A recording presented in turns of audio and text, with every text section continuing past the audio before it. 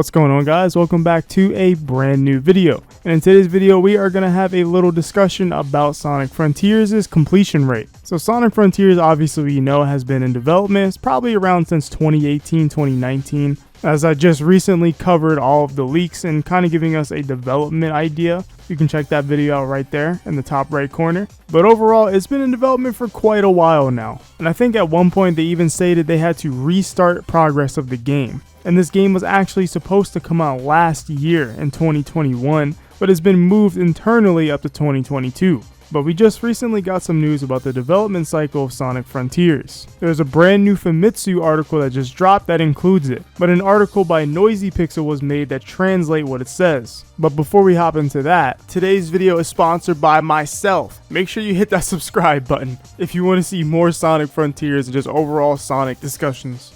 But the Noisy Pixel article says the latest issue of Weekly Famitsu has shared new Sonic Frontiers screenshots viewable below. Further, the game's development progress is stated to be at 80%. Some of the screenshots are duplicates from previous press releases, but a decent chunk are new. Additionally, they are sourced by Gohu.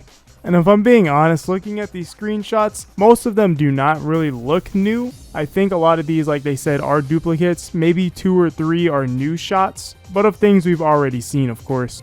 So nothing too crazy here that's going on, if I'm being quite honest. But the main thing I want to focus on is the 80% part. As we discussed, Sonic Frontiers dev cycle has been an interesting one. Obviously not a smooth one either from what we know, as they had to restart early on because it just wasn't going the way they wanted it to. But we know the game comes out in 4 months likely. So Sonic Frontiers probably has about 20% of work done. The game probably needs to go gold in early to mid-October, and I'm sure they want to get the game to go gold sooner rather than later so they can make a bunch of copies of the game, because that part does take time. So that means Sonic Team probably really only has about 3 months left of actually working on the game, maybe even less. So they have to scramble and get that 20% done within 3 months. And if they can't get that done, there might be some leftover bugs in the game, and they may have to introduce a day 1 patch. And if they can't get it done and the game's super buggy off of reviewer codes, then people are going to be clamoring for a delay for sure.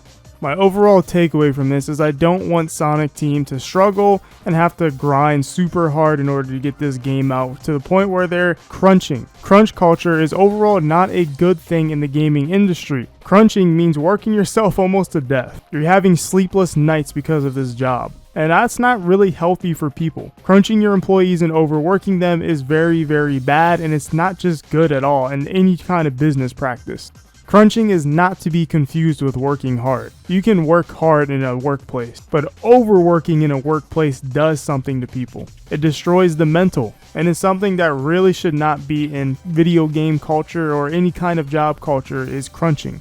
A lot of you guys may not know this, and this is one reason why I think Takashi Iizuka is a GOAT at Sonic Team. He may say some strange things or not be doing the things people want these days, but I always will respect him for this. Back in Sonic Heroes, Takashi Iizuka was actually the main one doing the level design. The other person that worked with him ended up getting sick early on in Heroes, so he basically had to solo most of Heroes' level design, and it worked him to death almost. I remember hearing something about Takashi Iizuka having to go to the doctors because of how much he was working. Iizuka says he never slept and he ended up losing 22 pounds, and he almost died.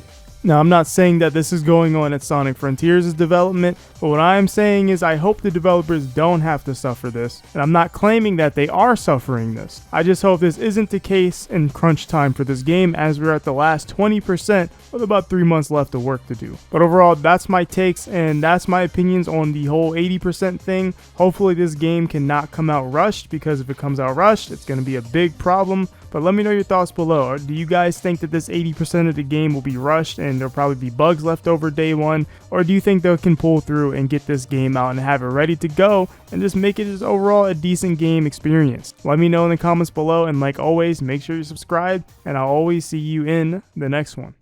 Well, whatever happens, happens.